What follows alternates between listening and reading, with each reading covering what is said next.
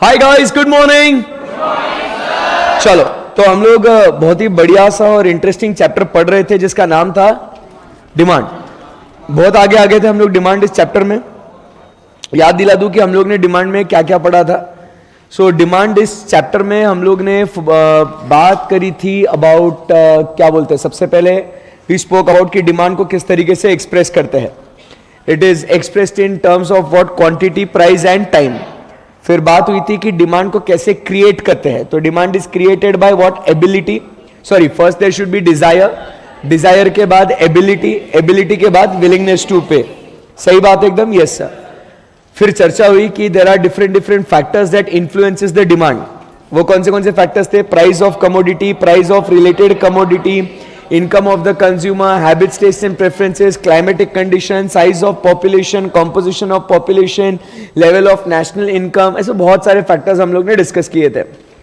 फिर बात करी हमने लॉ ऑफ डिमांड के बारे में।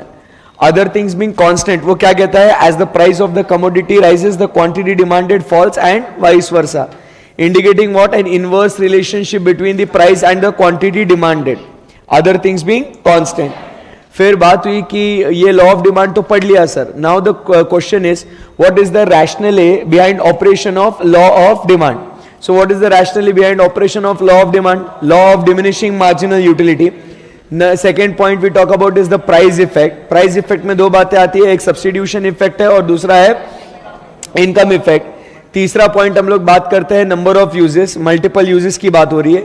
एंड लास्ट में हम बात करते हैं अराइवल ऑफ न्यू कंज्यूमर्स। जो कंज्यूमर्स पहले अफोर्ड नहीं कर सकते थे, अब वो भी अफोर्ड करना शुरू कर देते हैं। यहां तक कोई क्वेरी डिफिकल्टी? No sir. फिर हम लोग आगे गए और बात करी what are the exceptions to the law of demand, कि लॉ ऑफ डिमांड में कौन सी चीजें, लॉ ऑफ डिमांड को कौन सी चीजें कंप्लाई नहीं करते हैं। तो वो कौन सी चीजें थी? Conspicuous goods, conspicuous necessities, speculative goods या future expectation about prices, absence of knowledge about market condition, consumer becoming irrational, and last में हमने बात करी थी अबाउट गिवन गुड्स। तो ये सारी चीजों के बारे में बात करी थी। फिर हम लोग आगे बढ़े और फिर बातचीत करी कि क्या बोलते हैं, एक्सपांशन वर्सेस कॉन्ट्रैक्शन के बारे में बात करी एंड इंक्रीज एंड डिक्रीज की बात करी। एक्सपांशन एंड कॉन्ट्रैक्शन में क्या होता है? When there is change in demand due to price, it is called as what, expansion and contraction. But when there is change in demand due to factors other than price, it is called as increase and decrease. So दोस्तों, expansion contraction में movement होता है या shift होता है? Movement. और increase and decrease में क्या होता है? शिफ्ट। सो मुझे बताओ, प्राइस कम होने की वजह से अगर डिमांड बढ़ जाए तो इसे हम लोग क्या कहेंगे? एक्सपांशन। प्राइस बढ़ेगी तो डिमांड कम होगी, उसे क्या कहेंगे? कॉन्ट्रैक्शन। मुझे बताओ, अदर देन प्राइस के वजह से अगर डिमांड बढ़ गई तो इसे क्या कहेंगे? इंक्रीज, बराबर। बट अदर देन प्राइस की वजह से अगर डिमांड कम हो गई तो इसे कहेंगे डिक्रीज। सही बात है एकदम, यस सर। तो ये हो गई अपनी बात इंक्रीज, डिक्रीज, एक्सपांशन, कॉन्ट्रैक्शन की। क्लियर है एकदम? यस। फिर हम बात करने गए आगे बहुत ही इंपॉर्टेंट कॉन्सेप्ट जो था इलास्टिसिटी। अलग अलग तरीके के इलास्टिसिटीज हम लोग को नजर आते हैं। Price elasticity, income elasticity, advertisement expenditure elasticity, point elasticity, mid point elasticity, cross elasticity, total outlay method, ऐसे बहुत सारे इलास्टिसिटीज की बात करी थी। सबके फॉर्मूलाज एक बार सब लोग रिवाइज कर लेंगे एक बार? Yes sir. चलो बोलो, what is the formula for price elasticity? New demand minus old demand divided by old demand whole divided by new price minus old price divided by old price into 100 into 100। उसके बाद income elasticity की बात करेंगे। बोलिए, new demand minus old demand divided by old demand whole divided by new income minus old income divided by old income into 100 into 100। Advertisement expenditure elasticity के बारे में क्या बोलेंगे? New demand minus old demand divided by old demand whole divided by new advertisement expenditure minus old advertisement expenditure divided by old advertisement expenditure into 100 into 100 स्वाहा। अब चर्चा करेंगे cross elasticity के बारे में। बताइए बच्चों, क्रॉस इलास्टिसिटी का फॉर्मूला क्या है? New demand of original commodity minus old demand of original commodity divided by old demand of original commodity whole divided by new price of related commodity minus old price of related commodity divided by old price of related commodity into 100 स्वाहा। और अब बताएंगे mid point elasticity का formula, new demand minus old demand divided by new demand plus old demand divided by 2 whole divided by new price minus old price divided by new price plus old price divided by 2 into 100 स्वाहा। और अब आखिरी में बात होगी point elasticity की। So point elasticity का formula क्या है दोस्तों? Same as price elasticity. तो एक बार सब बोलेंगे, new demand minus old demand divided by old demand divided by new price minus old price divided by old price into 100 स्वाहा। और इसी के साथ सारे फॉर्मूलाज का रिवीजन संपन्न हुआ। सही है एकदम? Yes sir. कोई क्वेरी डिफिकल्टी यहां तक? No sir. अब बात करेंगे प्राइस इलास्टिसिटी के बारे में दोस्तों। प्राइस इलास्टिसिटी के बारे में जब बात करते हैं तो इसका जो आंसर है हम लोग को हमेशा कोएफिशिएंट कैसा रहेगा? ए guys come on, price elasticity का फॉर्मूला हमेशा कैसा रहेगा? उसका कोएफिशिएंट कैसा रहेगा? नेगेटिव। सो हम लोग इस नेगेटिव साइन को हमेशा क्या करते हैं? We ignore. So for the sake of convenience we ignore what? The negative sign. कोई क्वेरी यहां पे? No sir. इसका आंसर अपने को कैसा आएगा? 0 less than 1, 1 greater than 1 and infinite. 0 मतलब क्या कहेंगे? It is perfectly inelastic. Less than 1 relatively inelastic. 1 unit elastic. Greater than 1 relatively elastic. And infinite मतलब परफेक्टली इलास्टिक। सही बात है एकदम? Yes sir.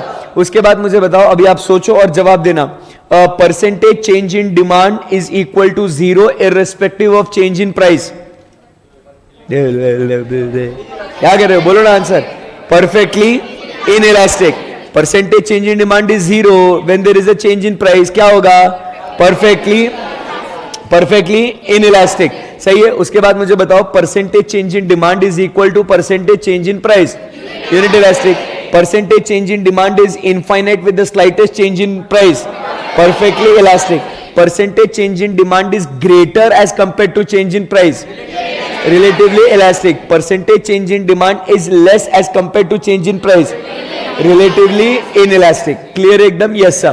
अब मुझे बताओ, a demand curve which is parallel to y axis indicates,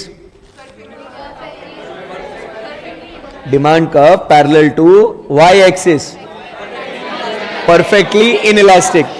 Demand curve which is parallel to x axis, perfectly elastic. A straight line between x and y axis, unit elastic.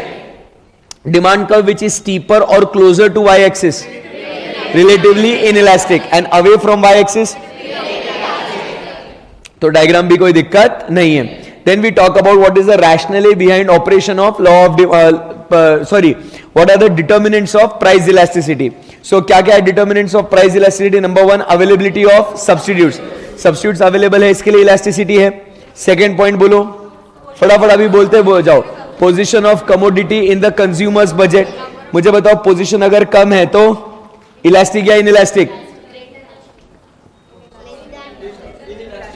Position अगर budget में कम है और ज्यादा है, elastic. Substitute available है तो नहीं, available है तो इनइलास्टिक. सही बात है एकदम? Yes sir. मुझे बताओ, शॉर्ट रन में इलास्टिक या इनइलास्टिक? इनइलास्टिक. लॉन्ग रन में मुझे बताओ, single use, multiple use, tight demand, tight demand, inelastic. अरे बोलो यस और नो. कॉम्प्लीमेंट्री गुड्स ना इसका मतलब? Yes sir.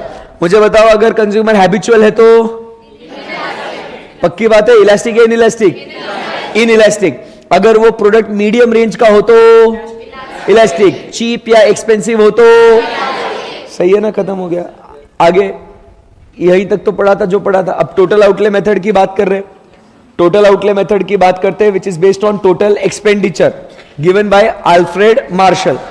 बराबर कि नहीं? सो इसके अंदर कोई फॉर्मूला है क्या? कोएफिशिएंट मिलेगा क्या?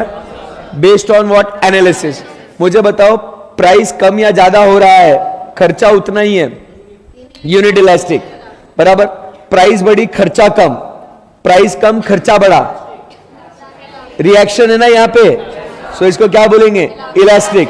प्राइस बढ़ा, खर्चा भी बढ़ा, प्राइस कम, खर्चा भी कम, क्या बोलेंगे उसको? इनइलास्टिक या इलास्टिक? इनइलास्टिक. खत्म हो गया.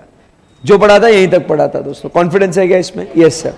शैल वी प्रोसीड नाउ? देखो, ये 15 मिनट का रिवीजन पूरा जो आपको घर पे करना चाहिए था सर करा रहे, कोई टेंशन नहीं है, बट याद आना बहुत जरूरी है। सही है एकदम? Yes sir. सैटरडे का टेस्ट दिया आपने? कॉन्फिडेंस आया उससे? बोलो आया ना? आया ना सब एकदम? यस। चलो आगे बढ़ते हैं। चलो नाउ ये सारा पार्ट खत्म होने के बाद अब पहले इसके अंदर का एक इंपॉर्टेंट पार्ट जो है सर उसको फिनिश करते हैं। डिमांड फोरकास्टिंग के बारे में बातचीत करते हैं। किसके बारे में बात करेंगे दोस्तों? Demand forecasting. ये होने के बाद समझ लीजिएगा 99% अपना चैप्टर खत्म हो गया। फिर उसके बाद जो भी छोटा मोटा यहां वहां बचेगा हुआ होगा वो अपन होमवर्क को दे देंगे। ठीक है? नहीं मतलब इजी पार्ट है जो होमवर्क को देना है वो। ठीक है? So here will complete with what our first chapter of unit 2। ठीक है? ओके। नहीं, सेकेंड चैप्टर का फर्स्ट यूनिट खत्म होता है कभी कभी। ठीक है? हाँ हाँ, अभी पी रहा कॉफी।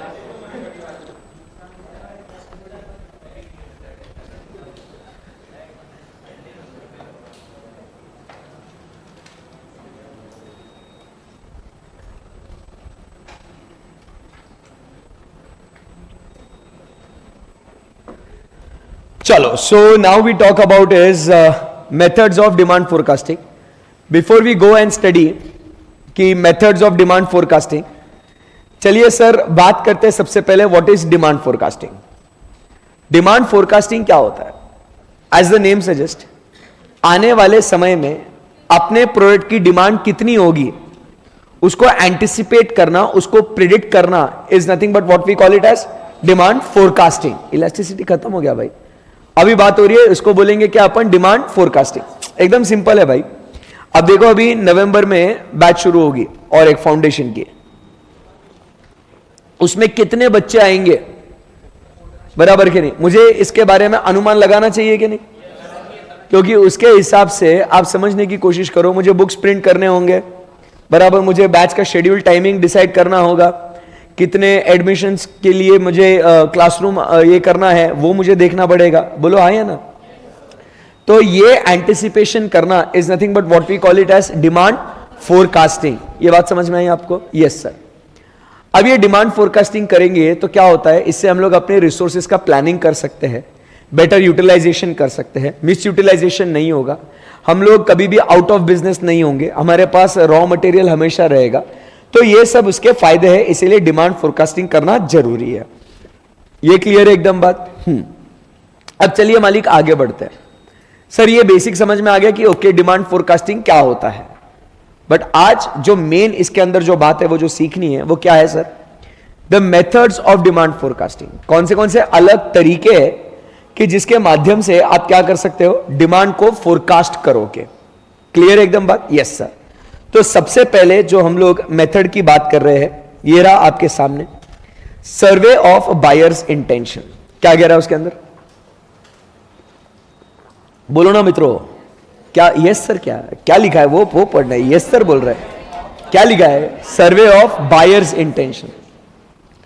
मतलब हम लोग अगर फोरकास्ट करना है डिमांड के बारे में तो हम लोग बायर के इंटेंशन के बारे में समझेंगे कि क्या वो आने वाले समय में उस प्रोडक्ट को खरीदेगा या नहीं खरीदेगा, उसके इंटेंशन को जानेंगे। उसके उस इंटेंशन को मद्देनजर रखते हुए हम अपने प्रोडक्ट की डिमांड को क्या करेंगे दोस्तों? फोरकास्ट करेंगे। जैसे इसके अंदर पहला मेथड आता है जो है complete enumeration method. Complete enumeration method में क्या होता है, हम लोग हर एक प्रोस्पेक्टिव बायर को पूछेंगे कि उसका इंटेंशन क्या है, कि क्या वो आने वाले समय में वो प्रोडक्ट को खरीदेगा या नहीं खरीदेगा। हर एक बायर को पूछेंगे। जैसे अगर एग्जाम्पल की बात करें, लेट अस से आप फाउंडेशन के बाद कौन से लेवल पे जाओगे? इंटरमीडिएट। Very good. इंटरमीडिएट में हर्षद सर फैकल्टी है, मालूम है आपको? इंटर में भी पढ़ाते हैं, पता है क्या आपको? हाँ नहीं मालूम? आज पता कर ले बेटा। हर्षद सर कौन से सब्जेक्ट पढ़ाते हैं इंटरमीडिएट में? कॉस्टिंग भी पढ़ाते हैं और ऑडिट भी पढ़ाते हैं। Very good. अब मैं क्या करूंगा मालूम आपको? अब सबसे पूछूंगा एक एक करके कि क्या आप इंटर में हर्षद सर की क्लास लगाएंगे? आप लगाएंगे? आप लगाएंगे? आप लगाएंगे? ऐसे मैं सबसे पूछूंगा तुम समझ रहे बात को? This is what we call it as complete enumeration method. किसी को नहीं छोड़ूंगा, हर एक को पूछूंगा, भाई व्हाट इज योर इंटेंशन, आप क्लास लगाओगे या नहीं लगाओगे? ये मैं बायर के इंटेंशन को समझेगा बात को, और फिर उसके हिसाब से मैं अपना जो अगला बैच आपके अटेम्प्ट के लिए जो होगा ना, दैट वुड बी नवंबर 23। आपका इंटरमीडिएट अटेम्प्ट कौन सा होगा? नवंबर 23। उसके लिए मैं डिमांड क्या करूंगा? मैं फोरकास्ट करूंगा। समझे क्या बात को? अरे बोलो ना भाई। हाँ, so that is what we talk about is demand forecasting by using what? Complete enumeration method. सही है एकदम? Yes sir. अब क्या होता है दूसरा, कभी कभी सारे लोगों को पूछना पॉसिबल नहीं होता, एक एक को जाके सबको पूछना मुमकिन नहीं होता, तो फिर इसमें और मॉडिफिकेशन, वो क्या है सर?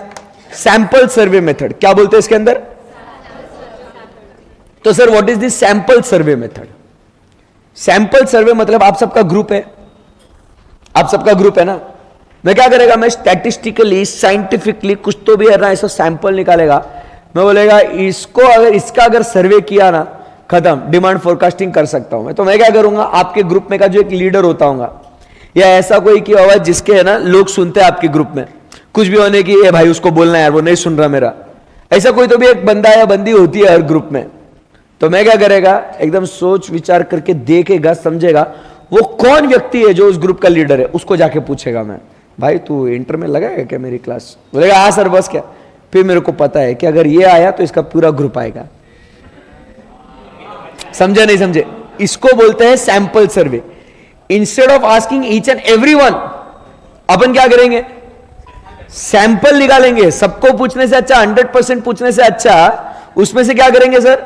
सैंपल निकालेंगे, उसको पूछेंगे, अगर वो सैंपल हाँ बोलता है तो वो ग्रुप फॉलो करेगा ना भाई। Sample survey method. So understood the difference between complete enumeration method and another which is sample survey method. Best है एकदम? Yes sir. चलो आगे बढ़ते हैं। अब आगे बढ़ते हैं, नेक्स्ट पॉइंट हम लोग क्या कहते हैं? And use method. अब ये एक अलग है, एंड यूज मेथड। अब इसको समझो, what is this and use method? समझना है इसको? हाँ सर, इसीलिए तो आए आज, नहीं तो थोड़ी आते। Okay, so and use method मतलब क्या है? आप देखो एकदम आराम से समझो। ओके, सो यहां पे है ना, ये कौन है इधर? मैं, एज। यहां पे जो है ना, ये कौन है इधर? Book printer. कौन है? Book printer. और यहां पे जो है ना, ये कौन है? Paper supplier. कौन है सर? ये पेपर सप्लायर। प्रिंटर्स को पेपर सप्लायर। अभी यहां पे आप समझने की कोशिश करो, एग्जाम्पल को पहले समझना। ये पेपर सप्लायर को क्या करना है? इसको अपनी डिमांड को फोरकास्ट करना है। The paper supplier wants to forecast कि अपना पेपर कितना बिकेगा। तो वो क्या कर रहा है यहां पे? Instead of asking directly to book printer कि भाई तू कितने बुक्स प्रिंट करेगा, ये बोलता है इसका धंधा है ना किसी और पे डिपेंडेंट है, इसको पूछ के क्या मतलब है? समझे नहीं समझे? अरे बुक प्रिंटर का धंधा किसके ऊपर डिपेंडेंट है? मेरे ऊपर है। इसको वो क्या बोलेगा? मेरे को क्या मालूम कितना डिमांड होगा? जो बोलेगा बुक छापना है तो छापेगा, नहीं तो नहीं छापेगा। समझा गया? तो ये क्या करता है मालूम है क्या? ये पेपर सप्लायर क्या करता है? डायरेक्टली जाता है किसके पास? I love you. बट ये कहां जा रहा है? एंड यूजर के पास। किधर जा रहा बाबू? End user. Try to understand. Is going to which person? End user. That is the method, end user method. इसको पूछेगा वो, आप कितनी बुक्स प्रिंट कराओगे? एक बुक में कितने पेजेस है? कितनी कॉपीज होंगी? वो कितना फ्रीक्वेंसी में ये करोगे? फिर उसको ध्यान में रखते हुए वो उसका एक टेक्निकल एस्टीमेट बनाएगा, और फिर इससे वो पता चल जाएगा उसको कि ये बुक प्रिंटर कितनी डिमांड करेगा, इसके हिसाब से कितना अपना डिमांड हो सकता है वो एंटिसिपेट करेगा। This is what we talk about is the end user method. Directly end user को पूछो, क्योंकि इसका धंधा किसके ऊपर डिपेंडेंट है? इसके ऊपर। तो इसको पूछ के कोई सेंस ही नहीं बनता ना भाई। So directly go to which person? End user. आई क्या बात समझ में? इस कहानी को ध्यान में रखना, क्या हुआ था करके ध्यान है ना आपको? अब थोड़ा टेक्स्ट पढ़ते हैं। End use method is especially used in forecasting the demand for inputs. Paper क्या है? इनपुट हुआ ना, रॉ मटेरियल हुआ ना पेपर. तो it involves identification of all what final user. जैसे अपन इधर लिख दे क्या, इधर आपके लिए यहां पे लिख दो ना आप. इनपुट मतलब क्या बोलेंगे बच्चों? पेपर. फाइनल यूजर मतलब एजे. Then we talk about is fixing a suitable technical norm of consumption. तो क्या होगा कि टेक्निकल नॉर्म फॉर कंजम्पशन क्या होगा? यहां पे कितने नंबर ऑफ बुक्स इनटू एक बुक कितने पेजेस का टेक्निकल नॉर्म हो गया क्या? नहीं है. तो सारे मतलब Harshad sir, Raj sir, Anand sir, Pooja ma'am, Ankita ma'am, Swapnil sir कितने बुक्स प्रिंट कराएंगे उसका एक टेक्निकल एस्टिमेट निकालेंगे of consumption of the product under study. And then simply they will apply those norms to the desired target level of output and aggregation. तो उसके हिसाब से वो पेपर सप्लायर अपना रॉ मटेरियल का कितना डिमांड होगा वो एंटिसिपेट कर सकता है. खत्म हो गई ना बात? बोलो ना कुछ. Yes sir. That is the method which we call it as end user method. Exam में आपको क्वेश्चन आएगा, बहुत भारी वाला क्वेश्चन आएगा कि वो पूछेंगे आपसे, businessman wants to forecast the demand of his product which is a raw material for certain output, or they will tell कि a distributor of raw material wants to anticipate the demand for his product. Which of the following method is best suitable for such forecasting? Click होना चाहिए कि the method would be and user method. नहीं तो आप क्या बोलोगे, भाई कुछ भी यूज कर ले, मेरा क्या है उसमें, सभी बेस्ट है. वो पता होना चाहिए मालिक कि इनपुट्स के लिए जो मेथड हम लोग यूज कर रहे हैं सर वो कौन सा है? And user method. समझे ना बात को? तो वो इनपुट्स वो उसके ऊपर ध्यान में रखना. आगे बढ़ सकते हैं यहां पे. तो इसी के साथ पहला मेथड हम लोग फिनिश कर देते हैं जो है क्या बोलते हैं उसको? Survey of buyers intention. Clear एकदम? Yes sir. अब दोस्तों आगे बढ़ते हैं. आइए, बात होती है कलेक्टिव ओपिनियन मेथड की. Collective opinion method is also called as the sales for opinion method और ग्रास रूट अप्रोच. ये भी एमसीक्यू को ध्यान में रखना कि collective opinion method is also called as sales force opinion method और ग्रास रूट अप्रोच. अब आइए समझते हैं जरा बात को. पहले वाले मेथड में हम लोग क्या कर रहे थे? डिमांड को फोरकास्ट करने के लिए कस्टमर की सहायता ले रहे थे. Survey of buyer. बायर मतलब कस्टमर. हम लोग कस्टमर की सहायता ले रहे थे डिमांड को फोरकास्ट करने के लिए. ये समझे ना बात आप? अभी हम लोग कस्टमर की बात नहीं कर रहे. अभी हम है ना अपना अप्रोच शिफ्ट करेंगे and let us talk about is the collective opinion. Let us go to the sales force. अब होता क्या है? सेल्स फोर्स मतलब कौन होता है? Sales person.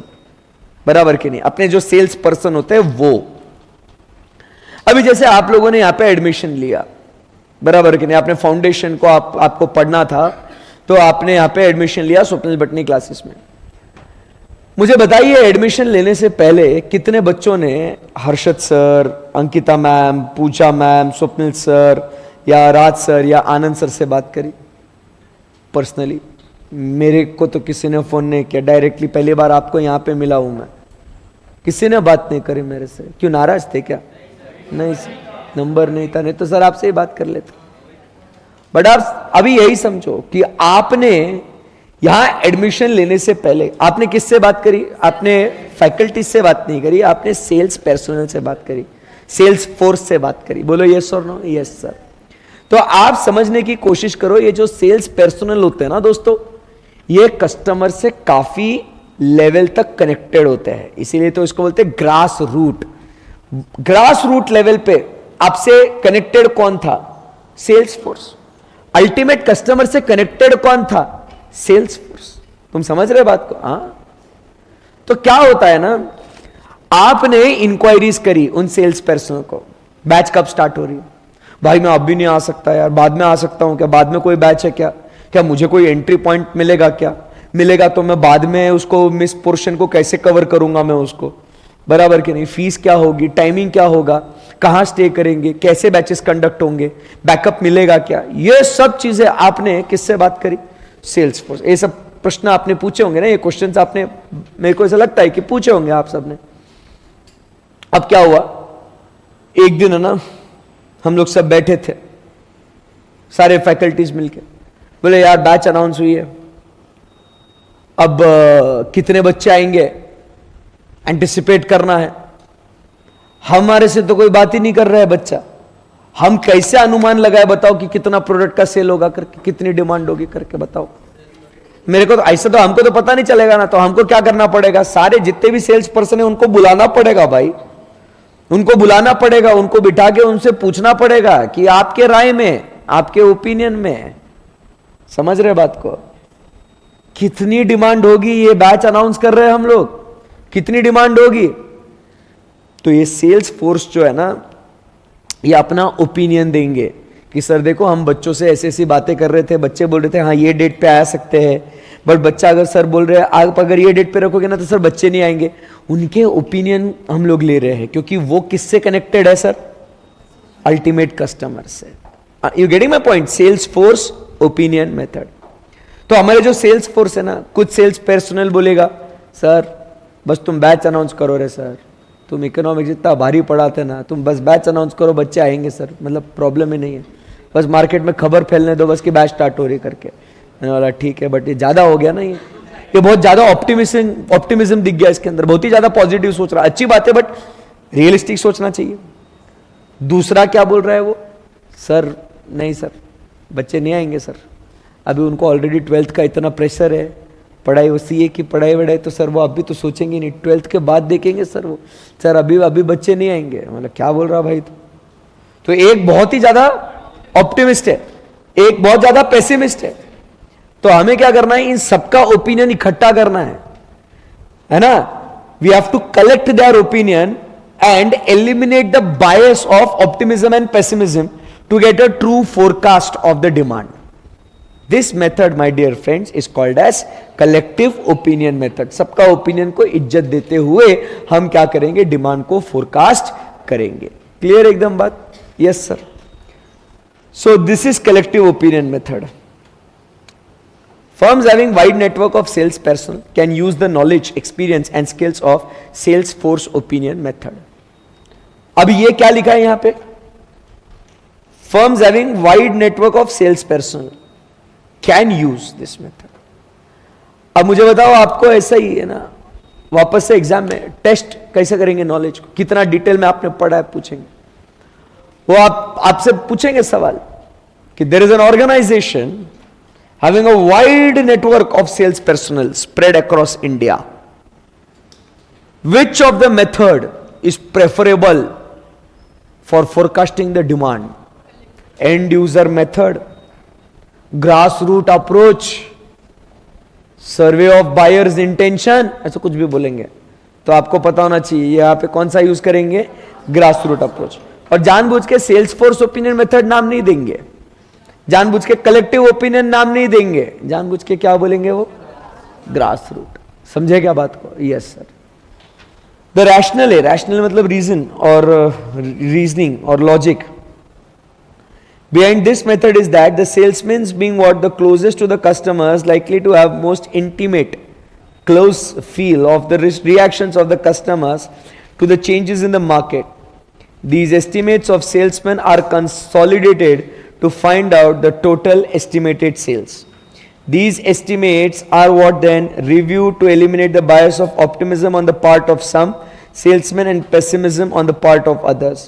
These revised estimates are further examined in the light of factors such as proposed changing in selling price, product design, advertisement, etc. The final sales forecast would emerge after these factors have been taken into account. Easy है क्या एकदम दोस्तों? बोलो ना कुछ। So this was the second method, जो क्या था अपना, collective opinion method, also called as sales force opinion method or grass root approach.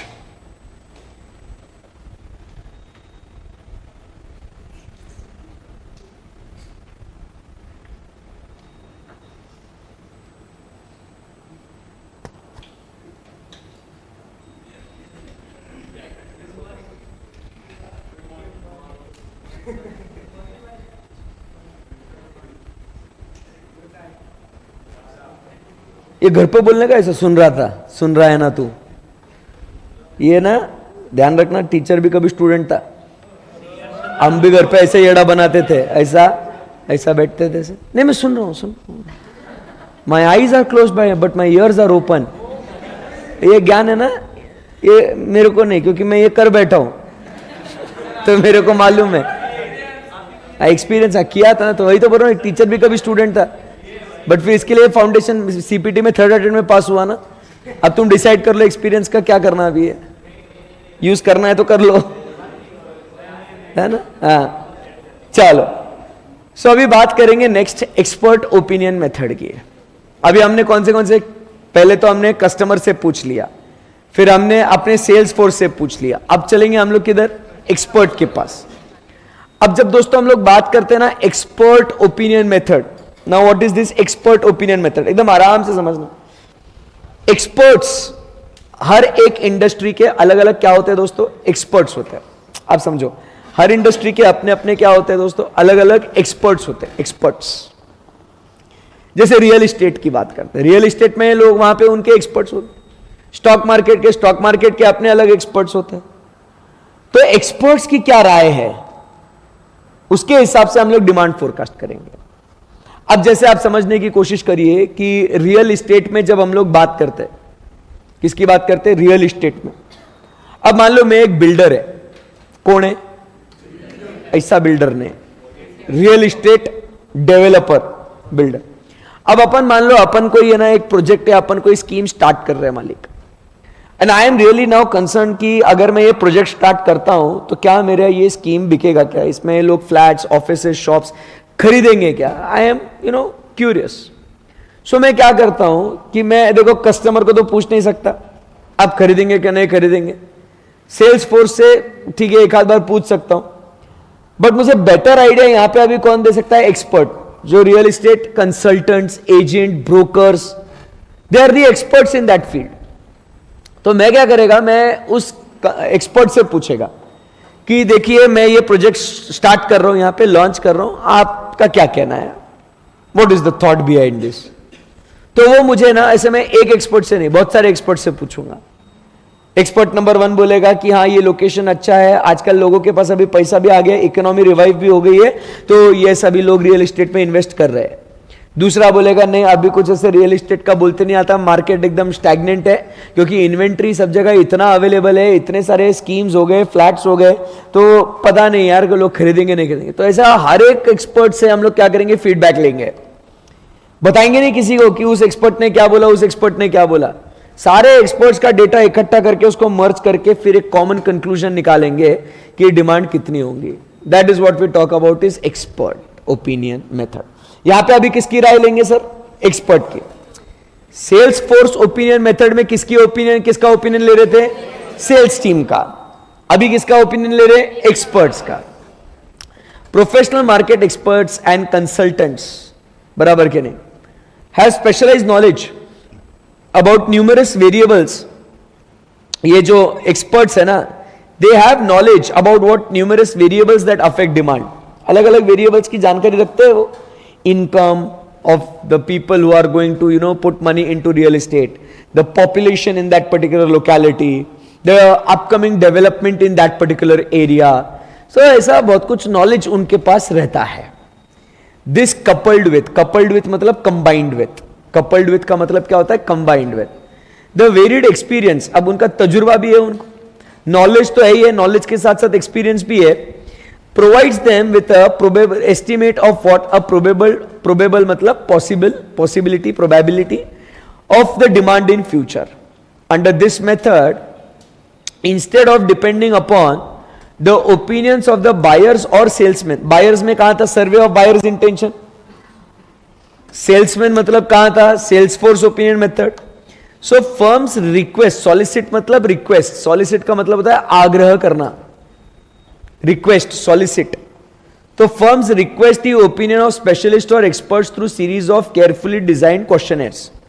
हम लोग एक्सपर्ट्स से पूछेंगे, experts are asked to provide, फिर इसलिए बोलते हैं ना एक्सपर्ट्स का सुझाया हुआ नंबर 1 ब्रांड, एक्सपर्ट्स ने सुझाया, क्योंकि एक्सपर्ट्स का मानना है कि ये बेस्ट है, इसका डिमांड होगा करके। So experts are asked to provide the forecast and reasons for their forecast. Experts are provided with information and opinion feedbacks of others at different rounds without revealing the identity of the opinion provider. These opinions are then exchanged among various experts and the process goes on until convergence of opinions is arrived. Convergence मतलब converge होना, एक common point पे पहुंचना. This method is best suited in the circumstances with intractable changes. अभी ये suited कब है? ये भी MCQ में पूछेंगे आपको कि expert opinion method कब use करना. Best suited when circumstances where intractable changes are occurring and relevant knowledge is distributed among experts. वो दूसरा वाला लाइन नहीं बोलेंगे, फर्स्ट वाला लाइन बोलेंगे. क्यों सर? पहले तो intractable changes मतलब क्या? ऐसा उसका कोई ऐसे पर्टिकुलर पैटर्न नहीं है. इंट्रैक्टेबल मतलब there is no pattern. Traceable changes मतलब ट्रेस नहीं कर सकते उन चेंजेस को, कभी भी कुछ भी हो सकता है. It is unpredictable. तो अगर अनप्रेडिक्टेबल है तो भैया इसका जो ज्ञान है ये वो ज्ञानी के पास ही होगा कि क्या होगा करके. और वो ज्ञानी मतलब कौन है? एक्सपर्ट. आई बात समझ में? डेल्फी टेक्निक उसका एक एग्जाम्पल है. मतलब इस मेथड को डेल्फी टेक्निक का एक एग्जाम्पल है कि ऐसी एक टेक्निक है जो वाइडली यूज होती है. क्लियर है एकदम? Yes sir.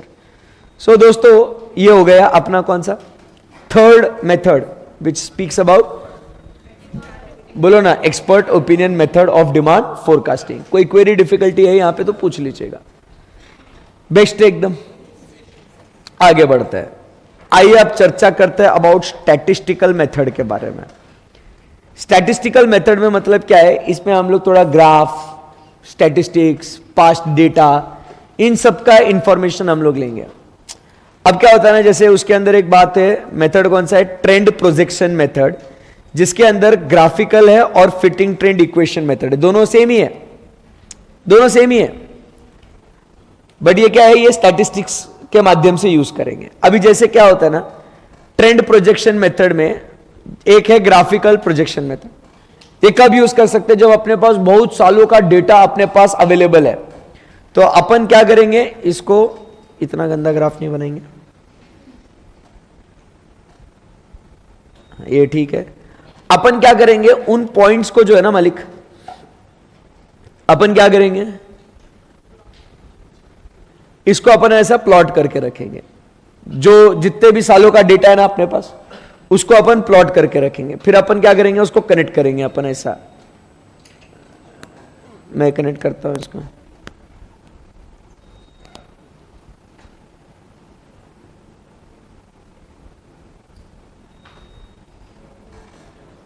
ओके ना, ये ट्रेंड अपन ने एक बनाया.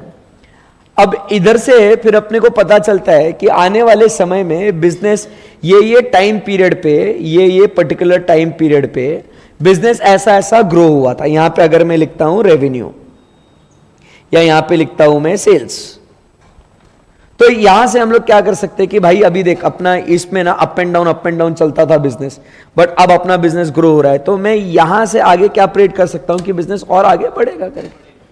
So this is how I can predict the changes. जैसे अपन अगर यहां पे बात करते हैं, इधर आता है अपन, मतलब आपको रियल लाइफ में बताता हूं. ठीक है, ले आज मार्केट गिर गया, ले मैक्स.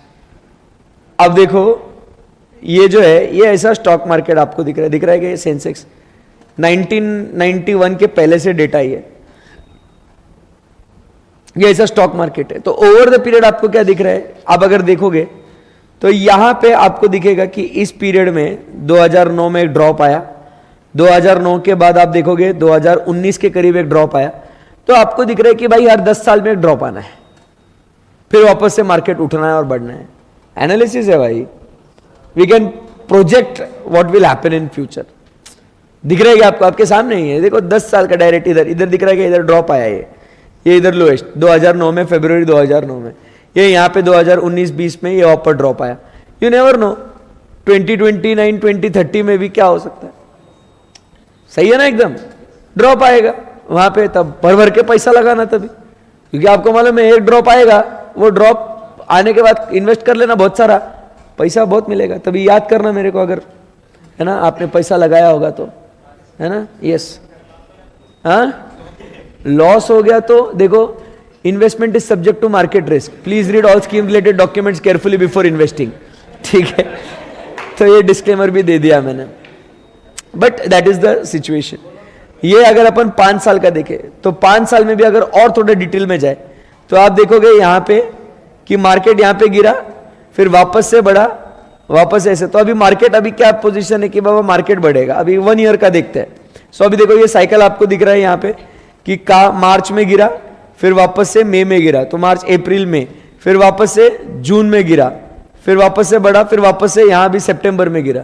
तो हर 2-2 महीने में मार्केट ऊपर नीचे हो रहा है. और डिटेल में गए अपन इसमें, समझ रहे क्या बात को? Yes sir. तो ऐसी कुछ बातें होती है जिससे कि हम लोग क्या कर सकते हैं, फ्यूचर को प्रिडिक्ट कर सकते हैं कि अगर हमारे पास बहुत सारा ज्यादा स्टैटिस्टिकल डेटा अगर अवेलेबल होगा तो जिसमें का पहला मेथड ये कौन सा है दोस्तों, ग्राफिकल मेथड. देखो क्या लिखा हुआ है, this is a method is also known as the free hand projection method which is simplest and least expensive. एकदम सुंदर, स्वस्थ और टिकाऊ. Simplest and least expensive. This involves plotting of the time series data on a graph and fitting a freehand curve to passing through it as many points as possible. The direction of the curve shows the trend. समझा गया? बोलो ना कुछ. Simple. This is what we call it as the graphical method. और यही graphical method है ना दोस्तों, ये हम लोग लीस्ट स्क्वायर मेथड की बात करते हैं या फिटिंग ट्रेंड इक्वेशन मेथड. आपने इक्वेशन बनाया होगा कभी जिंदगी में, y is equal to M X plus C. ऐसा स्टैटिस्टिक्स है ना आपको. आपने, अरे चलो अब भी स्टैटिस्टिक्स में नहीं तो आपने 12th में तो पढ़ा होगा कि भाई अपन जो लीनियर इक्वेशंस बनाते ना, अरे लीनियर इक्वेशंस बनाते कि नहीं बनाते अपन, तो एक क्या होता है, आप ग्राफ बनाते हो, ग्राफ पे प्लॉट करके फिर आप लाइन ड्रॉ करते हो. फिर दूसरा आप क्या करते हो, लीनियर इक्वेशन बनाते हो, उसमें एक्स और वाई की वैल्यू निकालते हो, फिर वो कोऑर्डिनेट प्लॉट करके उसका लाइन ड्रॉ करते हो. सो वो बस इक्वेशन में डालना है उसको. आई बात समझ में आपको? Yes sir. Please read fitting trend equation और लीस्ट स्क्वायर मेथड. आओ. इट इज अ मैथमेटिकल, वो फ्री हैंड नहीं है अभी, काम वही है. But instead of drawing a free hand curve, it is now being drawn with the help of mathematical equations. It's a mathematical procedure for fitting a line to a set of observed data points in a manner that the sum of squared differences between the calculated and observed. ध्यान से सुनना क्या लिखा है, line पढ़ना ध्यान से. The sum of squared differences between calculated and observed. Focus होना चाहिए calculated और observed में. जो आपने कैलकुलेट किया है और जो वास्तविक में आप देख रहे हो उसका डिफरेंस कम से कम आना चाहिए. आप इक्वेशन के माध्यम से आप क्या करोगे, कुछ वैल्यूज को कैलकुलेट करोगे ना, बराबर के नहीं, और रियल लाइफ में आप कुछ पॉइंट्स को ऑब्जर्व करोगे. सो आप समझिए ये जो लाइन है ये कौन सी है, आपने कैलकुलेट करी है, और फिर आप प्लॉट करोगे ऑब्जर्व करी हुई. तो इन दोनों का डिफरेंस क्या होना चाहिए, मिनिमम होना चाहिए. ये ऑलमोस्ट सेम ट्रेंड पे चलना चाहिए. This technique is used to find the trend line which is best fit the available data. This trend is used to project the dependent variable in future. अब जैसे अपन देखते हैं ना, Y मतलब total sales या total demand which is equal to M, जो कुछ एक पर्टिकुलर फैक्टर है जिसकी वजह से डिमांड इन्फ्लुएंस होती है, और X वो उस प्रोडक्ट की डिमांड है, and C is the constant which is the fixed variable. आई बात समझ में? तो इसके बेसिस पे हम लोग फाइंड आउट क्या करते हैं, एक्स की वैल्यू और वाई की वैल्यू. समझे बात को? Yes sir. The least square method, हाँ ये इंपॉर्टेंट है. The least square method is based on the assumption that the past rate of change of the variable under study will continue in the future. जो पहले हुआ था ना, हम ये मान के चल रहे हैं कि आगे भी वैसा ही होगा. अब जैसे अभी अपन ने बात करी थी कि 10 साल पहले मार्केट, हर 10 साल में मार्केट एक ड्रॉप लेता है. फिर आपने क्या पूछा, सर अगर नहीं हुआ तो फिर वो मेथड फेल. हम क्या मान के चल रहे हैं कि जो पास्ट में हमने जो डेटा देखा उसी को वो क्या करेगा सर, फॉलो करेगा. The least square method is based on the assumption that the past rate of change under study will continue to be in the future. The forecast based on this method may be considered reliable only for the period during which the assumption holds. जब तक assumption जिंदा है तब तक ये method suitable है, assumption खत्म, method भी खत्म. The major limitation of this method is that it cannot be used where the trend is cyclical with sharp turning points of troughs and peaks. अगर एकदम ऐसा कंटिन्यूअस अप्स एंड डाउन है तो हम लोग प्रोजेक्शन करना बहुत मुश्किल हो जाएगा. एक पैटर्न चाहिए ना, तब जाके हम लोग क्या कर सकते हैं, फोरकास्ट कर सकते हैं. आई बात समझ में आपको? Yes sir. Next method regression analysis method. ये बहुत बेस्ट है. This is the most popular method of forecasting. इसमें क्या होता है, एक रिश्ता बनाते हैं, रिश्ता बनाते हैं किसका, कि जो क्वांटिटी डिमांड करना है अपने को उसका विथ व्हाट द वेरिएबल्स. अब वेरिएबल्स मतलब क्या है, जैसे लेट अस से इनकम. तो हम लोग डिमांड फोरकास्टिंग करना है तो हम लोग रिश्ता बनाते हैं इनकम और डिमांड का. अगर इनकम इतनी इतनी बढ़ी तो डिमांड इतनी इतनी बढ़ेगी, इनकम अगर कम होगी तो डिमांड इतने इतने से कम होगी. ये एक रिलेशन बना लेते हैं हम लोग इनकम और डिमांड का. तो फ्यूचर में जब अपने को दिखेगा कि लोगों की इनकम बढ़ रही है तो अपना प्रोडक्ट का डिमांड क्या होगा as compare to the rise of income of a people, वो रिलेशनशिप से हम लोग एस्टेब्लिश कर सकते हैं कि डिमांड कम होगी कि ज्यादा होगी. बोलो नहीं समझा? नहीं समझा? समझाता हूं, रिलैक्स. देखो भाई क्या है, इनकम और डिमांड लिंक्ड है. बोलो यस और नो. मैं क्या करूंगा, देखो भाई एक रिश्ता बना लूंगा. भाई अगर लोगों की इतनी परसेंट अगर इनकम बढ़ गई तो मेरे प्रोडक्ट की डिमांड इतने परसेंट से बढ़ती है, इतने परसेंट से गिर गई तो मेरी डिमांड इतने परसेंट से गिरती है. मैं क्या करेगा, ये रिलेशनशिप बना लेगा. मैं क्लियर है एकदम? Yes sir. अब फ्यूचर में जब मुझे पता चलेगा कि भाई इस साल ना ऑन एन एवरेज लोगों की इनकम 10% बढ़ी है, तो मैं खुश हो जाएगा. मेरे को पता चलेगा कि भाई अगर लोगों की इनकम 10% से बढ़ी है तो मेरी डिमांड 5% से तो बढ़ती ही बढ़ती है. I will be able to forecast the demand. You getting my point? Inflation, बराबर की नहीं. उसके बाद अपन बात करेंगे एम्प्लॉयमेंट और अनएम्प्लॉयमेंट, बराबर के नहीं. Price of related commodities, price of commodities, these are all what the variables on which the demand is dependent. तो अपन इन दोनों के बीच में एक रिलेशनशिप बना लेंगे कि ऐसा ऐसा हुआ तो मेरे डिमांड पे कैसा कैसा इंपैक्ट आएगा.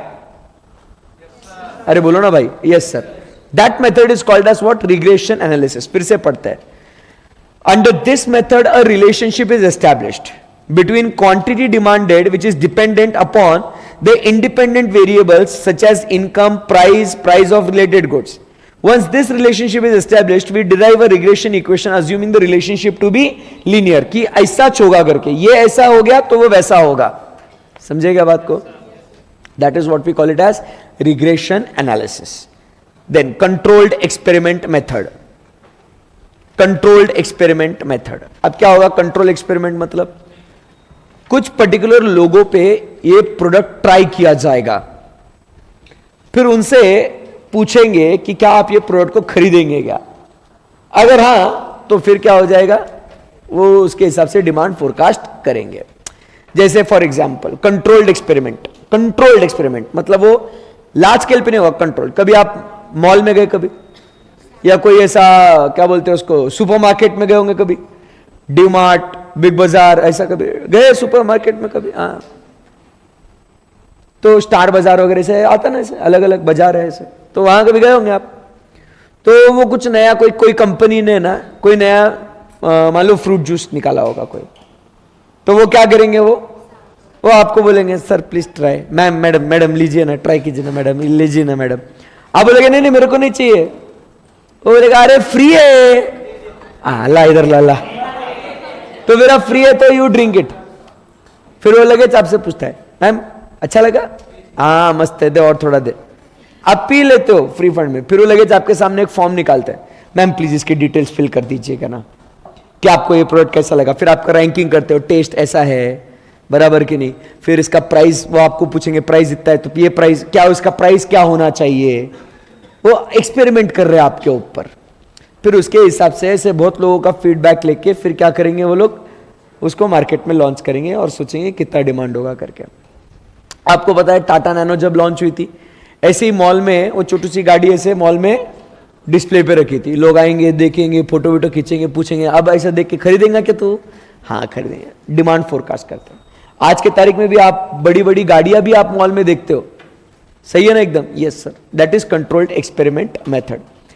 हमारे साथ हुआ था ऐसे कि हम लोग बिग बाजार में थे, हिया के लिए डायपर्स देख रहे थे, तो वहां पे वो दीदी आई, बोले सर ये डायपर है ना, ये लेके जाओ गुड़िया के लिए। मतलब नहीं भैया हम यही पर्टिकुलर ब्रांड का यूज करते हैं।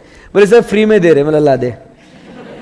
बोले बट सर जब नेक्स्ट टाइम आप आओगे ना तो हमें जरूर फीडबैक देना कि गुड़िया को इससे कुछ तकलीफ हुई क्या, रैशेज आए क्या, कंफर्टेबली बच्चा सोया क्या, ना ऐसा वैसा। मतलब क्यों?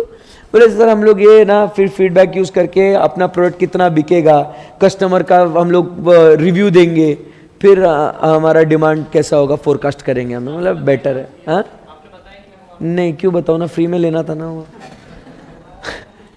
आई बात समझ में? It is called as what? Demand forecasting with the help of what? Controlled experiments. And last method, last method पे आ भी गए, बैरोमेट्रिक मेथड ऑफ फोरकास्टिंग। अब बैरोमेट्रिक मतलब जैसे वो अपने मेट्रोलॉजिकल डिपार्टमेंट होता है, आईएमडी, इंडियन मेट्रोलॉजिकल डिपार्टमेंट, वो क्या करता है? अलग अलग टूल्स और टेक्निक्स यूज करता है कि नहीं करता है? किसके लिए? वेदर फोरकास्ट करने के लिए। वैसा आज अपने इकोनॉमिस्ट भी ये अलग अलग टूल्स और टेक्निक्स को यूज करते हैं, जैसे कि GDP, national income, unemployment rate, ये सब फैक्टर्स को ध्यान में रखते हुए प्रोडक्ट की डिमांड कितनी होगी कितनी नहीं होगी वो लोग भी उसको फोरकास्ट करते हैं। That is called as barometric method of forecasting. Just as metrologist used barometer to forecast weather, economics use what? Economic indicators. आपने पढ़ा था, याद है आपको? Leading indicator, lagging indicator and coincident indicators. Yes sir. This information is then used to forecast the demand prospects of the product, though not the actual quantity demanded. बस कितना demand, actual quantity forecast नहीं कर सकते, but कितना होगा ये forecast कर सकते। क्लियर है एकदम? Yes sir. तो ये जो है दोस्तों अलग अलग 7 मेथड हम लोग ने, मतलब मेन हेडिंग 7 है अलग अलग, जो हम लोग डिमांड फोरकास्टिंग के लिए यूज करते हैं। क्लियर है एकदम? इजी है एकदम? Yes sir, best. अभी देखो बीच में के जो पन्ने हैं उसमें करना क्या है, देखो पहले मैं आपको थोड़ा समझाता हूं, फिर उसके बाद आपने उसको रीड करना है। ये types of forecast and benefits of forecast, ये होमवर्क के लिए रीड करना है आप सबको। वैसे तो पूरा चैप्टर आपको फिर टेक्स्ट अभी रीड करना है, बट उसमें स्पेसिफिकली वो होमवर्क के लिए रीड करना है। फिर नाउ वी हैव, एकदम सादा सा टॉपिक है बेचारा, गरीब, बट पता होना बहुत जरूरी है। डिफरेंट टाइप्स ऑफ डिमांड और डिमांड डिस्टिंक्शंस समझाता हूं मैं आपको। Producer demand versus consumer demand, सुनो ध्यान से। Producer demand versus consumer demand. जब एक producer, it may sound very silly what I am explaining, but it is actually the best explanation. When a producer demand some goods और services, it is called as producer demand. But if that, मैंने कहा ना बहुत फालतू लगेगा explanation, but वो best explanation है। जब कोई प्रोड्यूसर उन गुड्स और सर्विसेज की डिमांड करता है तो उसको बोलेंगे अपन क्या? Producer demand. और कंज्यूमर डिमांड बोलो, जब कोई कंज्यूमर कुछ मांगेगा तब उसको बोलेंगे कंज्यूमर डिमांड। वाह, थैंक्स। बट समझो बात को। See for example, try to understand. मैं ये लैपटॉप जो है ना, मैंने ये डिमांड किया, ये लैपटॉप मैंने डिमांड किया क्योंकि इससे मैं और सर्विसेज को प्रोड्यूस करना चाहता हूं। This laptop is being used to produce more services. I am a producer and I am using this laptop for what? Further production. So मेरे लिए ये डिमांड कौन सी है? मतलब जो कंपनी है उसके लिए डिमांड क्या बोल रही है? कौन कौन डिमांड कर रहा है? ये प्रोड्यूसर्स। अरे बोलो भाई।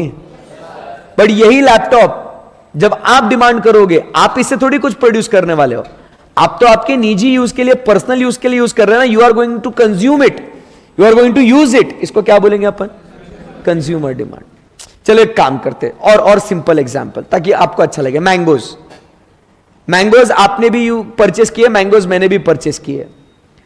आपने मैंगोज खरीद के उसको खा लिया, मैंने मैंगोज खरीद के उसका पल्प निकाल के पल्प बेचने के लिए मैंने क्या किया? मैंगोज को खरीदा। तो बताओ, आई एम व्हाट? प्रोड्यूसर। सो वो डिमांड जो होगी वो क्या होगा, प्रोड्यूसर डिमांड। आपने क्या किया, उसको कंज्यूम किया, उसको आपको क्या बोलेंगे, कंज्यूमर डिमांड। समझे क्या बात को? That is producer goods versus consumer goods. A same product can be a producer or can be a consumer, depends upon who is demanding it.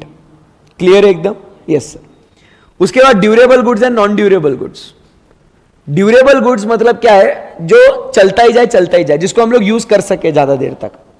जैसे अभी ये लैपटॉप की बात कर रहा हूं मैं, ड्यूरेबल है क्या नॉन ड्यूरेबल है? ड्यूरेबल है।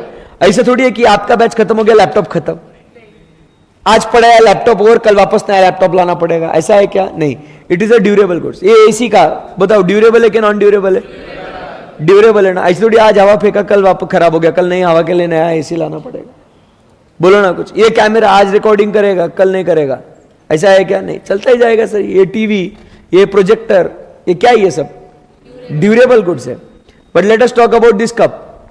आज यूज किया, खत्म, नया यूज करना पड़ेगा ना कल इसके लिए, या कल क्या, अभी नेक्स्ट अगर कॉफी में को पीना है तो I have to have a different cup. बोलो यस और नो, क्योंकि वो तो खराब हो गया ना, it is soiled, it can not hold now.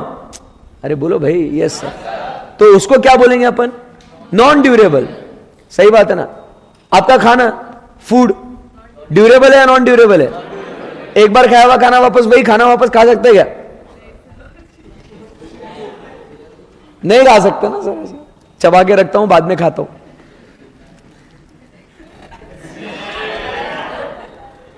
It is a non durable goods. सही है ना एकदम? So understood what is durable and non durable. All good है? Yes sir. Derive demand versus autonomous demand. Derive मतलब complementary goods का demand.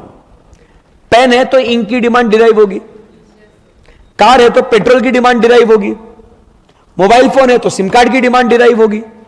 मालिक बोलो ना कुछ। Yes sir. It is called as what, derive demand.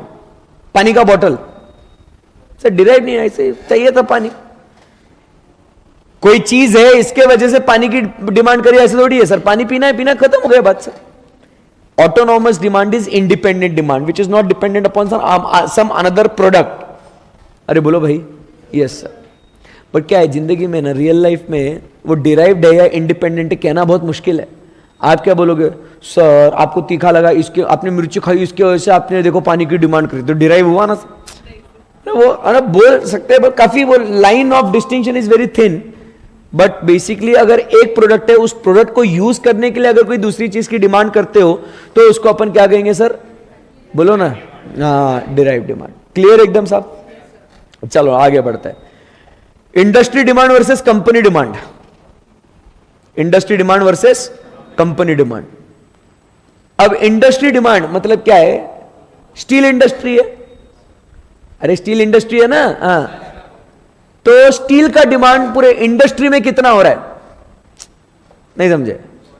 अब जैसे टाटा स्टील है, बराबर कि नहीं, जिंदल स्टील है, भारत स्टील है, ऐसे बहुत सारे स्टील कंपनीज है, वो सब मिला के क्या हो गया? स्टील इंडस्ट्री हो गई ना। अरे बोलो ना भाई। तो उन सारे कंपनीज की डिमांड टोटल मिला के कितनी हो गई? That is called as what? Industry demand. समझे क्या बात को? या तो फॉर एग्जाम्पल सीए स्टूडेंट्स की डिमांड, उसको क्या बोलेंगे? Industry demand. इकोनॉमिक्स के लेक्चर्स कितने बच्चे डिमांड, अगर मान लो 1 लाख बच्चे फाउंडेशन के एग्जाम अपियर कर रहे हैं, तो इकोनॉमिक्स के लेक्चर्स कितने बच्चे डिमांड कर रहे हैं? लेट अस से 95,000, 5,000 सेल्फ पढ़ रहे हैं मान लो। 95,000 students are demanding economics lectures, not of me but of all the economic teachers. तो 95,000 ये क्या हो गया? Industry demand. समझा क्या बात को? अब उस इंडस्ट्री में मान लो 10,000 बच्चे हर्षद सर पढ़ा रहे हैं, तो ये क्या हो गया? Company demand. अरे समझा क्या नहीं समझा? ये हर्षद सर के कंपनी की डिमांड है इतने प्रोडक्ट्स की। समझा क्या बात को? Yes sir. So that is industry demand versus company demand. एकदम इजी है। Short run demand, long run demand. अब भी हाथों हाथ विद इन अ ईयर जो चीजों की डिमांड करते हैं उसको क्या बोलते हैं? Short run. लॉन्ग रन मतलब जो फ्यूचर में लगने वाला है, फ्यूचर में मेरे को घर चाहिए, गाड़ी चाहिए, बंगला चाहिए, ये सब क्या है? दूर की सोच है ना, लॉन्ग रन डिमांड है। शॉर्ट रन डिमांड क्या होता है? इमीडिएटली उसको फुलफिल कर सकते हैं। The demands which can be fulfilled immediately, chocolate चाहिए, हाँ शॉर्ट रन डिमांड, चाय कॉफी, हाँ खाना, हाँ। बट आपको अगर कार चाहिए तो इमीडिएटली आज कार चाहिए कि चल लेते फटाक से, ऐसा थोड़ी पॉसिबल होता है। आपको धीरे धीरे पैसा इकट्ठा करना पड़ेगा, सेव करना पड़ेगा, फिर वो उतना फंड आपके पास एक्यूमुलेट होने के बाद फिर 2-4 साल बाद आप गाड़ी खरीद सकते हैं। आज सोचा है ना, तो भाई वो डिमांड कब फुलफिल होगी आपकी? 4-5 साल बाद पूरी होंगी। तो वो लॉन्ग रन डिमांड है। ये अभी सोचा अभी लगेज पाया ऐसा वाला काम नहीं है, उसके लिए सेविंग करना पड़ेगा, प्लानिंग करना पड़ेगा। अरे बोलो भाई, इसको बोलेंगे क्या? Long run demand. समझा क्या दोस्त? यस सर, खत्म हो गया। अब नीचे उसका ये एक्सप्लेनेशन दिया है जो अपन ने क्लास में भी डिस्कस किया, करेक्ट एकदम। फिर इसके बाद ये सब एक्सप्लेनेशन देने के बाद उन्होंने क्या किया, factors affecting demand for durable और नॉन ड्यूरेबल, ऐसे जो अलग अलग डिमांड्स देखे ना अपन ने, उनकी डिमांड बकायदा कैसे इंफ्लुएंस होगी उसके बारे में स्पेसिफिकली बोला है। जैसे for example non durable goods. Non durable goods चलो डिस्कस करते हैं ताकि समझे आपको। Factors affecting the demand for non durable consumer goods. Non durable, non durable मतलब क्या? एक बार खर्चा किया, एक बार चीज यूज कर ली, खलास, can be used only once, बार बार नहीं। तो उनकी डिमांड किस चीज से इंफ्लुएंस होंगी? Number 1 disposable income. Not just income, disposable income समझते हो? Income minus personal taxes is equal to disposable income. अरे समझो मैंने मान लो 1 लाख रुपए कमाए मैंने, उसमें का 30% मैंने गवर्नमेंट को टैक्स दे दिया, बचा कितना? 70,000 रुपीज। सरकार बोलता है अब ये 70,000 का हर्षित तेरे को जो करना है कर, हम नहीं पूछेंगे। तूने हमको हमारा टैक्स दे दिया ना, अब हम नहीं पूछेंगे तेरे को, तो 70,000 रुपए उसको कहां कैसा खर्चा करेगा। अब मुझे बताओ, अगर मेरी वो डिस्पोजेबल इनकम आज 70,000 रुपए है, 70,000, कल चल के वो 7 लाख हो जाएगी, कल चल के वो 70 लाख हो जाएगी, कल चल के वो 7 करोड़ हो जाएगी, कल चल के वो 70 करोड़ हो जाएगी। वाह, हाँ हो जाएगी इंशाल्लाह, एक दिन होगा। आप समझने की कोशिश कीजिएगा। अरे सुनो ना बात को, तुम भावनाओं में मत बहको। आप समझने की कोशिश करो, अगर मेरी ये ऐसी डिस्पोजेबल इनकम बढ़ते जाएगी बढ़ते जाएगी, मुझे बताइए नॉन ड्यूरेबल कंज्यूमर गुड्स की डिमांड क्या होगी? बढ़ते जाएगी ना। अरे बहुत पैसा है यार, वापस से यूज नहीं कर पाए तो भी कोई बात नहीं, वन टाइम खर्चा करना है कर देंगे, क्या फर्क पड़ता है उसको। समझ रहे क्या बात को? Yes sir, that is the demand of non durable consumer goods, this is how it is getting affected. समझा गया? दूसरा प्राइस, प्राइस ज्यादा है तो उसका डिमांड कम होगा, and vice versa. Third demography. Demography मतलब आपको पता है ना, अभी बिजनेस एंड कमर्शियल नॉलेज में पढ़ गए थे ना, मैक्रो एनवायरनमेंट में demographic, geographic distribution, population characteristics, ethnic mix, income distribution. वो ड्यूरेबल गुड्स की डिमांड किस पे ऊपर डिपेंड करेगी? तो उसके भी एग्जांपल्स दिए हैं कि क्या इसको पोस्टपोन कर सकते हैं या नहीं कर सकते। कर सकते हैं तो डिमांड कम होगी, नहीं कर सकते तो अभी लो। जैसे अभी गर्मी बहुत भयंकर हो रही, अभी नहीं मतलब फ्यूचर में अगर कभी गर्मी बहुत भयंकर हो रही, एसी तो चाहिए पापा, पोस्टपोन नहीं कर सकते। अभी लास्ट ईयर आपने बोला था कि अगले साल अगली गर्मियों में ऐसे लेंगे, अब पापा सहन नहीं होता। पोस्टपोन अगर कर सकते हो तो डिमांड कम होगी, बट अगर पोस्टपोन नहीं कर सकते तो ड्यूरेबल गुड्स की डिमांड होगी। समझा गया? उसके लिए कोई स्पेशल फैसिलिटीज है क्या? अब समझो तुम है ना जिस गांव में रहते हो वहां पे सर सड़कें ही अच्छी नहीं है, रोड इज नॉट गुड। आपको चाहिए गाड़ी बट रोड ही अच्छा नहीं है, गाड़ी का क्या करेगा भाई? अपने यहां पे एक बरसात में खड्डे में रास्ते या रास्ते में खड्डा है पता नहीं चलता, बहुत गहराई है इस लाइन में, रास्ते में खड्डा है कि खड्डे के बीच में रास्ता निकाला है पता ही नहीं चलता। अब वो गाड़ी चलाने के लिए स्पेशल फैसिलिटी चाहिए, अच्छे रास्ते चाहिए, बट अगर वो अच्छे रास्ते नहीं है तो क्या करेगा भाई? वो गाड़ी लेके क्या फायदा? तुम समझ रहे बात को? Yes sir. पूछो स्वप्निल सर को दर्द पूछा गया कभी? वो अभी सर ने एक्सपोर्ट्स कर लिया ना 2 सीटर, वो बोलते भाई बहुत दर्द होता है यार, स्पीड ब्रेकर आता ना नीचे घिसती गाड़ी। हाँ आनंद सर, तो फिर आनंद सर बोले फिर अपन ऑफ रोड वाला गाड़ी लेंगे, टेंशन ही नहीं। स्वप्निल सर को क्या दर्द हो गया? ओ गाड़ी का ग्राउंड क्लियरेंस इतू सा ऐसा, स्पीड ब्रेकर है घिस के जाती गाड़ी, वो घिसता है इधर दिल जलता है। अब बताओ फिर गाड़ी लेने में क्या सेंस बना? कुछ भी नहीं बना ना, मजा ही नहीं आया यार। वो बोले यार उसको स्पेशल फैसिलिटी क्या चाहिए, रास्ते से मक्खन कैसे स्मूथ होने चाहिए। इधर अपने यहाँ क्या है, क्रंची रोड है, एकदम स्मूथ बिल्कुल भी नहीं है। तो डिमांड उसके ऊपर। अब वो बेचारी जो कंपनी है वो बोल रही है मेरा प्रोडक्ट खरीदो, बट भाई वो फैसिलिटी पहले अवेलेबल करा फिर खरीदेंगे। समझ रहे बात को? यस सर, ऐसा है। मैं तो क्या है, अपना पैसा ही नहीं है अपने पास तो क्या है, ट्रक खरीदता मैं, ट्रक। फिर उसके बाद consumer durable goods are used by, if it is used by more than one person, then the decision is influenced by family characteristics, income of the family, sex composition in the family. मतलब आप समझो family के ऊपर depend करेगा। घर में TV एक चाहिए कि 4 टीवी चाहिए, हर रूम में अलग अलग टीवी चाहिए, क्या चुपचाप एक ही हॉल में कॉमन टीवी? ऐसा भी होता है ना। हमारे घर में एक ही टीवी, कॉमन फैमिली टीवी। फिर बच्चों को बोलेंगे तुमको जो टीवी देखना है लड़ाई झगड़ा करके देख लो। हम तो ऐसे क्योंकि देखते थे, वो मजा आता है कजिन्स का रिमोट के लिए झगड़ा करना, बराबर के नहीं, ये सीरीज देखना, मम्मी बोलेगी ये सीरियल लगाओ, अपन बोलेंगे मैच देखना है, उसमें नोक झोंक में अलग मजा है वो। बट अगर फिर ऐसा है कि नहीं अपना अपना टीवी देखो, तो हर फैमिली में मतलब रूम घर में 4 है, 4 रूम में 4 अलग टीवी, तो हर जन अपने अपने घर में मतलब रह रहे भले एक रूम में, एक मकान में, अलग अलग रूम में सब अंदर बैठे। तो उसके ऊपर ड्यूरेबल गुड्स का डिमांड है। Replacement demand, replacement demand is also very important for durable goods. आज तुम मोबाइल फोन खरीदते हो, कुछ सालों बाद उसको रिप्लेस करते ना आप, बोलना भाई, तो वो रिप्लेसमेंट डिमांड हो गई कि कितने समय के बाद आप उसको चेंज करोगे, तो उसके हिसाब से ड्यूरेबल गुड्स का डिमांड। अभी आप जो फ्रिज है आपके घर में, जो टीवी है आपके घर में, मतलब आप वो फ्रिज टीवी के साथ बड़े हुए हो, मजाक नहीं कर रहा हूं, सही है ना? बचपन से देख रहे ना आप वो फ्रिज को, बचपन से देख रहे हो उस टीवी को आप, बराबर। तो भैया उस ड्यूरेबल गुड्स की डिमांड कब होगी? जब उसका रिप्लेसमेंट का टाइम आएगा तब। समझ रहे बात को? जब वो दम तोड़ देगा, खराब हो जाएगा। So they are also influenced by the prices and the credit facilities. Understood? ऐसे ही प्रोड्यूसर गुड्स की भी बात करेंगे तो सिंपल है कि producer goods, now you understand, demanded by what? Producer. कि वो इंडस्ट्री ग्रो हो रही है क्या, कि norms of consumption of the capital goods, वो मशीन कितने यूनिट्स को कंज्यूम करेगा, उसके हिसाब से वो प्रोड्यूसर वो रॉ मटेरियल उतना डालेगा ना मशीन के अंदर, है ना।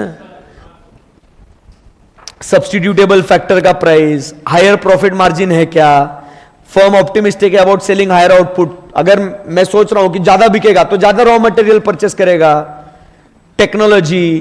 तो ऐसे ये पॉइंट सही है, मतलब क्या है, ऑलमोस्ट सभी पढ़ लिया अपन ने, सही है ना। सो ये फैक्टर्स है जो अफेक्ट करते हैं demand for durable, non durable, consumer, producer goods. Clear एकदम? Yes sir. तो with this we complete with what? Demand chapter. I hope it is easy and comfortable now. Best है। तो इस चैप्टर को पढ़ना आज, कल आपके और कुछ क्वेरीज होंगे, जब आप रीड करते करते आपको कुछ क्वेरीज आएंगे तो उसको हम लोग सॉल्व करेंगे। Tomorrow will start with theory of consumer behaviour and we'll try to complete half of the chapter tomorrow and later half day after. So by Wednesday we'll be completing with what? Consumer, theory of consumer behavior, and by Thursday, that is Thursday would be our last day, है ना? हाँ, last day किस चीज का? अपना chapters फिर पूरे खत्म हो जाएंगे ना अपने, है ना। फिर उसके बाद वी विल रिज्यूम, फिर वो यहां से लूंगा या मैं अपने स्टूडियो से लूंगा, जैसे भी। Then I will resume with what? The MCQ session what we started. क्योंकि आपके लिए रुका था ना मैं, कि वो अपने को सर चैप्टर खत्म हो जाए तो फिर अपन एमसीक्यूज डिस्कस करने में आपको भी थोड़ा इंटरेस्ट आया उसमें। So that is why I had put that particular recordings on hold. Okay? Yes. So हाँ, आज इधर गा ले क्या उस, अरे कहाँ, चलो thank you very much. I will lunch मेरे, okay, thank you very much guys, bye bye, take care. क्या आज आनंद सर ने पार्टी दी है?